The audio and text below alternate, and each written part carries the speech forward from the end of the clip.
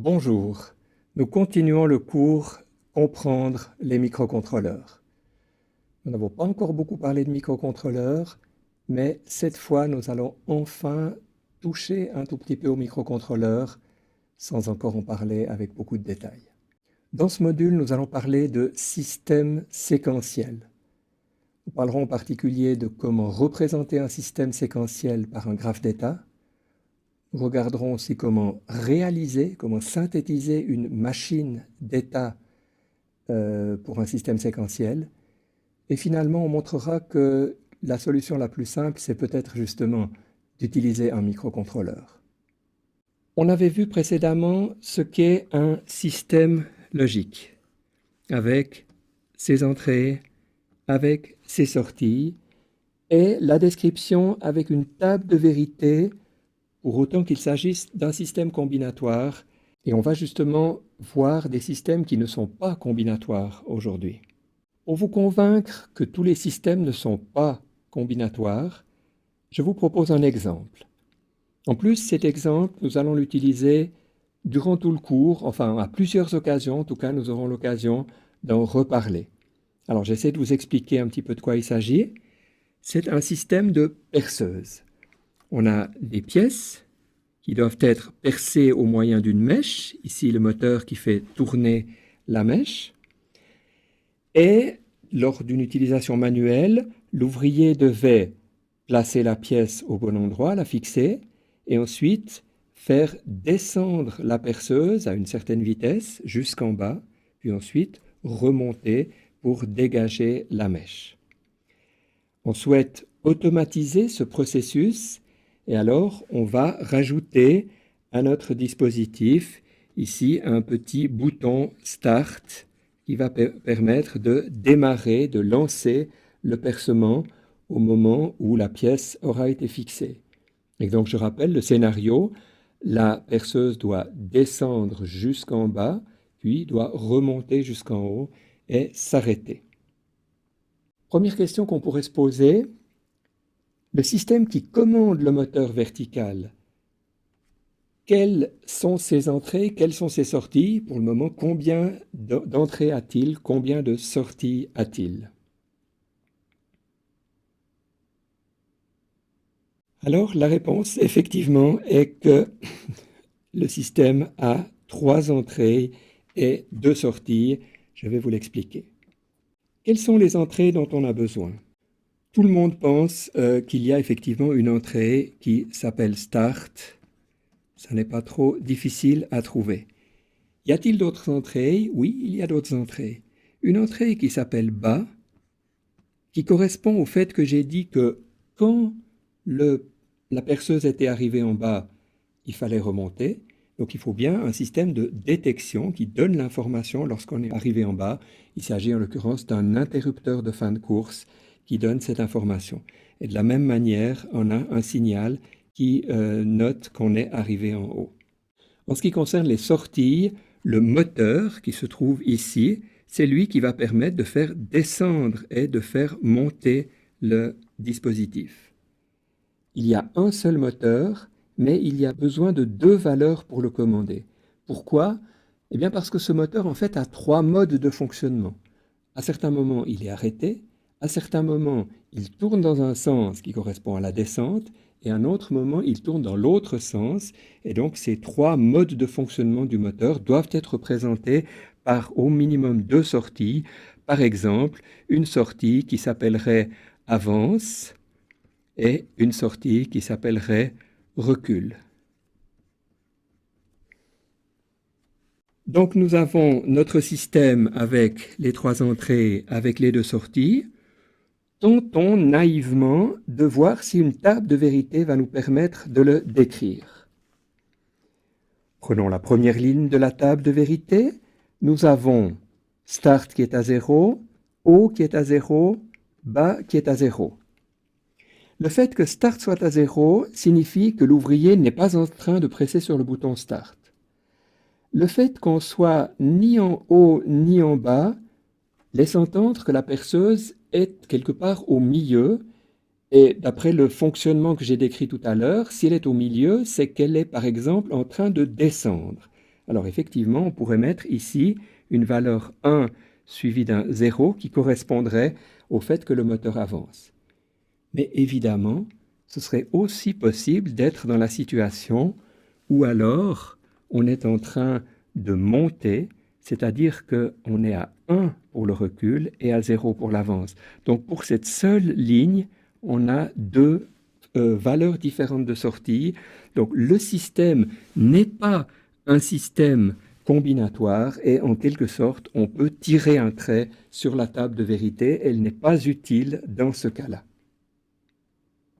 Il faut trouver une autre manière de représenter notre système séquentiel. Ce qu'on va utiliser, c'est un graphe d'état. L'idée, c'est de trouver des états à notre système. Alors, les états correspondent au fait qu'on peut dire le système est en train de. Il est dans une situation stable, par exemple, il est à l'arrêt, ou bien il est en train de descendre, ou bien il est en train de monter. Et dans ce cas-là, ce n'est pas difficile de trouver qu'on a effectivement ces trois états qui sont présentés là. À chaque état correspondent très clairement les valeurs des signaux avance et recul. Pour l'arrêt, on a avance et recul qui sont à 0. Pour la descente, avance est à 1 et recul est à 0. Et c'est le contraire pour la montée, recul est à 1 et avance est à 0. Qu'est-ce qui va nous permettre de passer de l'état arrêt à l'état descente? Eh bien, on va appeler ça une transition. Je vais dessiner ici une flèche qui va nous permettre de passer de l'arrêt à la descente. Quelle est la condition qui est liée à cette transition? Eh bien, évidemment, c'est le bouton Start. On va se poser la question, est-ce qu'il y a une transition qui permet de passer de descente à arrêt? Eh bien, on se rend compte qu'avec le scénario que j'ai décrit tout à l'heure, il n'y a pas de situation où on passe de descente à arrêt. Lorsqu'on a terminé la descente, on doit remonter, mais on ne doit pas s'arrêter. Donc, en fait, cette flèche n'existe pas, donc je vais tout simplement l'enlever, il n'y aura pas besoin de la dessiner. De la même manière, on aura des transitions de descente à montée et de montée à arrêt, de telle manière que finalement notre graphe d'état se présente de cette manière-là. Je rappelle, on a des états, représentés par exemple un ovale, on a des transitions, à chaque état est associé un nom, mais surtout associé des valeurs de sortie, et à chaque transition est associée une condition pour que cette transition soit passée, soit validée. La question qui se pose maintenant, c'est comment réaliser, avec les circuits logiques que l'on connaît, des portes logiques, des bascules, notre système séquentiel, notre machine d'état, à partir du graphe d'état que nous avons décrit. Alors la solution se présente de la manière suivante. Étant donné qu'on a des états et que ces états doivent être maintenus, on va utiliser deux bascules qui vont permettre de mémoriser la valeur de avance et la valeur de recul. On va ici prévoir une horloge qui va un certain nombre de fois par seconde, en permanence, par exemple à une fréquence de 100 Hz ou de 1 kHz, recalculer le nouvel état pour le mettre sur les sorties. Comment peut-on calculer ce nouvel état? Eh bien, on a besoin d'un système combinatoire. Certes, ce système combinatoire va utiliser comme entrée les entrées de notre système séquentiel, les fameux signaux start, bas et haut, mais ils ne sont pas suffisants, on l'a vu tout à l'heure, on a également besoin de reprendre l'état présent pour calculer l'état futur. Je reprends l'exemple de tout à l'heure, si je suis en train de descendre, c'est parce que je suis en train de descendre que je dois continuer. Ce n'est pas les entrées qui me le disent.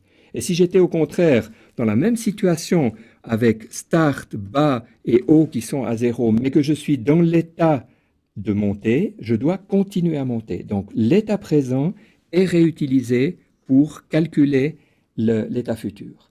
Et alors l'état futur est présent ici et il est chargé par le coup d'horloge dans les deux bascules qui est donné donc par cette horloge, par cet oscillateur.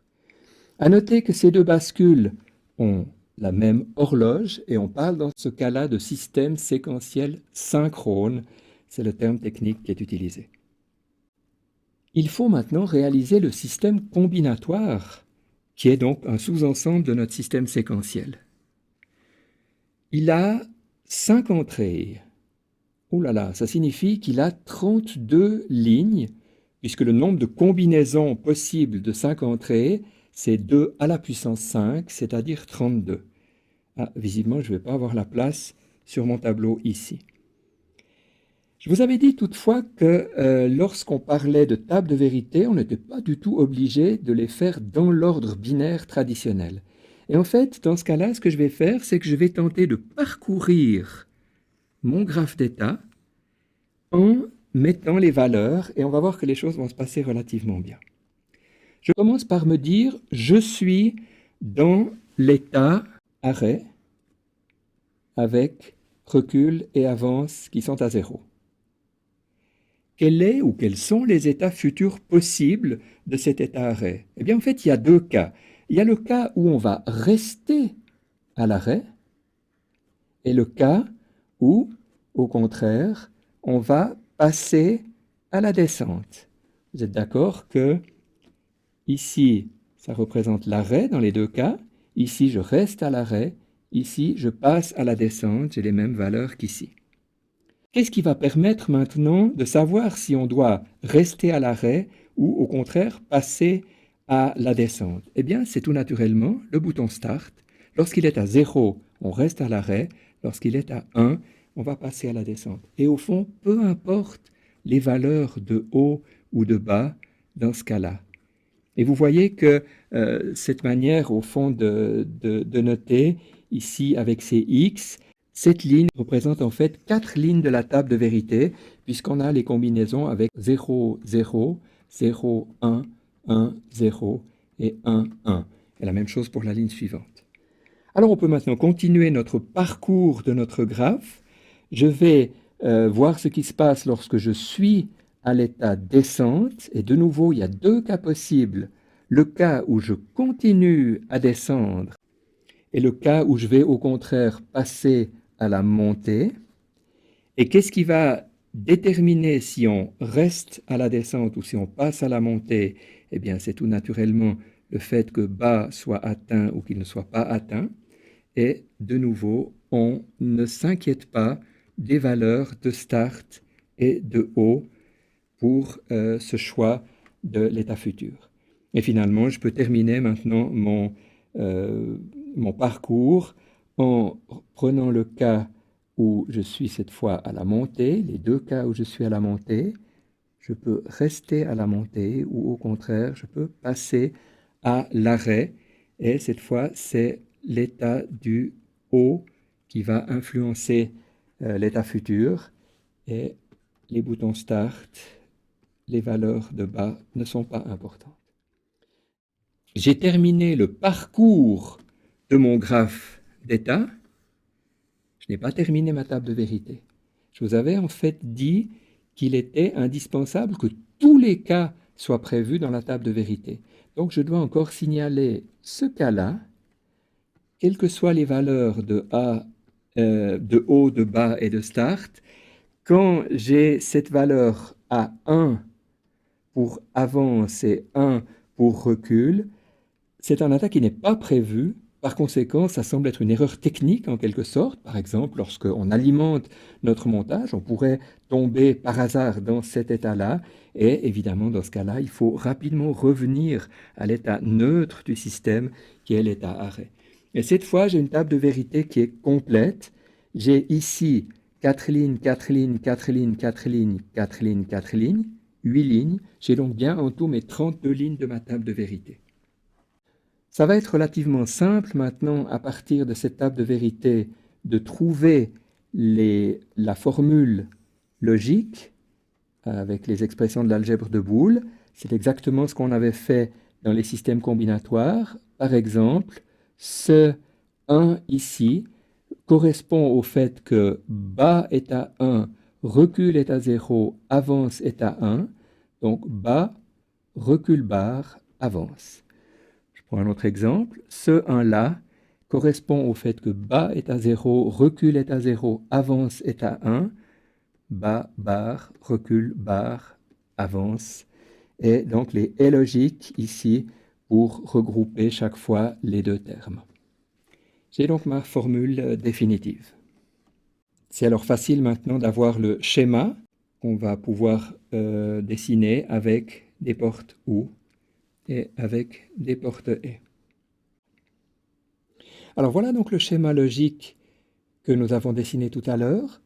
Vous reconnaissez les entrées ici sur des interrupteurs avec affichage des valeurs pour qu'on voit bien, le système combinatoire avec les inverseurs pour avoir les signaux inversés, les deux bascules qui vont donc prendre les sorties des portes OU pour les enregistrer, l'horloge qui va permettre de valider et d'enregistrer l'état, ici les deux sorties avance et recul, et l'utilisation de ces valeurs pour le système combinatoire selon donc le schéma. Alors maintenant, on va se placer dans une situation réaliste. La perceuse est en haut et l'utilisateur va bientôt presser sur le bouton Start. Et lorsqu'il presse sur le bouton Start, voilà, la prochaine fois que l'horloge est pressée, on passe bien dans le mode avance. On peut presser d'autres fois sur le clock, ça ne change rien. Comme le système va descendre, il va quitter le haut. Voilà, il ne se passe toujours rien. L'utilisateur va cesser de presser sur le bouton Start puisqu'il voit que le démarrage a bien été fait. Il ne se passe toujours rien à la sortie, on ne change pas d'état, on descend toujours jusqu'au moment où on arrive en bas. Et à ce moment-là, on passe effectivement à la montée, recul est activé. Et on va conserver cet état malgré le fait qu'on va quitter le bas puisque la perceuse remonte. Et c'est seulement au moment où on va arriver en haut que le système va se retrouver dans l'état initial où on est arrêté. C'est bien joli d'avoir fait la simulation, mais nous souhaitons maintenant réaliser ce montage. Le réaliser d'une manière concrète avec des circuits intégrés logiques tels qu'on en a parlé dans les derniers chapitres. Voilà donc notre schéma complet avec le schéma bloc et le détail du système combinatoire. Pour réaliser l'horloge, on pourrait utiliser un circuit du type NE 555. Ceux qui ont fait un petit peu d'électronique le connaissent très bien. Et pour la petite histoire, c'est le circuit intégré le plus fabriqué au monde depuis sa conception il y a une quarantaine d'années. Et j'ajoute encore que sa conception a été faite par un ingénieur suisse qui travaillait à l'époque dans la société américaine Signetix. Pour réaliser les bascules, les deux bascules que nous avons ici, on va utiliser un circuit, par exemple, du type 74 HC74. Pour réaliser le système combinatoire dont on a le schéma ici, on va utiliser un circuit intégré qui contient 3 portes NAND à 3 entrées. Ce circuit s'appelle 74HC10. On va même avoir besoin de 2 de ces circuits intégrés pour pouvoir avoir ces 2 portes. Et il faudra également utiliser un circuit du type 74HC04 qui permettra de fournir les inverseurs dont on a besoin pour les différentes valeurs qui sont inversées ici à l'entrée. Donc finalement, si je compte 1, 2, 3, 4, 5 circuits intégrés pour réaliser ce petit automate qui commande donc notre perceuse. Ça n'est plus un schéma digne du XXIe siècle. Aujourd'hui, nous sommes capables de réaliser avec un seul circuit intégré. Il existe aujourd'hui une solution plus simple que la solution qui utilise les circuits logiques traditionnels. Et, vous l'avez probablement deviné, cette solution, c'est un microcontrôleur. Ce microcontrôleur a justement les pattes qui nous arrangent bien. La masse, le VCC pour les 2 alimentations. Ces 3 pattes pourront être utilisées comme entrée. Ces 2 pattes pourront être utilisées comme sortie. Et on a même ici une fonction reset qu'on pourra utiliser par exemple pour l'arrêt d'urgence de notre perceuse. Je vous présente même ici le schéma de mise en œuvre de ce circuit intégré. C'est extrêmement simple. Il faut le brancher. Il faut rajouter quelques composants discrets, une résistance et un condensateur, c'est bien peu de choses. Et on peut entrer ici avec les 3 signaux. On aura ici les sorties. Alors il reste une partie un petit peu mystérieuse qui est cette partie-là avec ce connecteur de programmation, on aura évidemment l'occasion de reparler avec plus de détails. Il est tout de même à noter que lorsque vous achetez ce circuit intégré, votre montage ne va pas marcher. Parce qu'un microcontrôleur, ça doit être programmé, et c'est justement le but de ce cours, d'apprendre aussi à programmer ces microcontrôleurs. Alors j'ai tenté l'expérience de programmer un microcontrôleur selon la logique qui nous est inspirée par ce schéma-là. Ce programme que j'ai écrit n'est pas optimal. On verra dans quelques leçons des manières plus élégantes d'écrire ce programme, mais il fonctionne parfaitement bien. On remarque que l'horloge ici, qui permet beaucoup de fois par seconde de recalculer l'état courant, elle est au fond donnée par cette information ici, boucle, avec un début et une fin. Ce programme va effectivement être répété en permanence, ce qui jouera à peu près le même rôle que l'horloge. Maintenant, les entrées ici doivent être lues. On a des procédures de lecture de ces signaux pour le start à partir de la patte start, pour le bas à partir de la patte bas, etc. Même chose pour le haut. Ensuite, on a notre système combinatoire qu'il va falloir programmer. On reconnaît ici les formules de tout à l'heure, sauf que la syntaxe est un tout petit peu différente. Voilà le « et » logique, voilà le « ou » logique, et voilà l'inversion logique. Et finalement, on a donc nos signaux avance plus et recule plus, qui correspondent donc aux sorties du système combinatoire et donc aux entrées des bascules. Il faut maintenant que les bascules soient implémentées sous forme d'enregistrement de la valeur qu'on vient de calculer dans une variable avance, la même chose pour recul. Et finalement, il faut que les sorties soient mises à disposition à l'extérieur du circuit par la procédure Digital Write, en signalant que le signal avance doit être copié dans la patte qui correspond à l'avance, et la même chose pour recul. Nous avons donc découvert un peu les systèmes séquentiels en regardant comment il est possible de les décrire avec un graphe d'état, de les réaliser avec une machine d'état, dont la réalisation physique est parfois un peu compliquée avec des portes logiques et des bascules. Et finalement, on a aussi vu que le microcontrôleur allait nous aider à réaliser de manière beaucoup plus simple un tel montage.